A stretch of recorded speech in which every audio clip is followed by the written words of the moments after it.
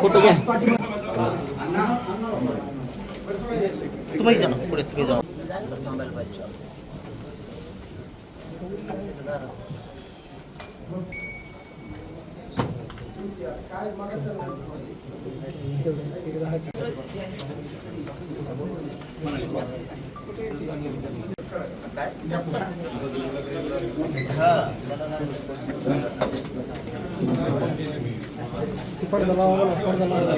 सोबत आहेत पहिल्या दिवसापासून दादांच्या सोबत छावा संघटना ताकदीने सोबत आहे. एक अविभाज्य घटक आम्ही त्या लढ्यातले राहिलेलो आहोत. दादांचं नेतृत्व संबंध देशानं बघितलेलं आहे.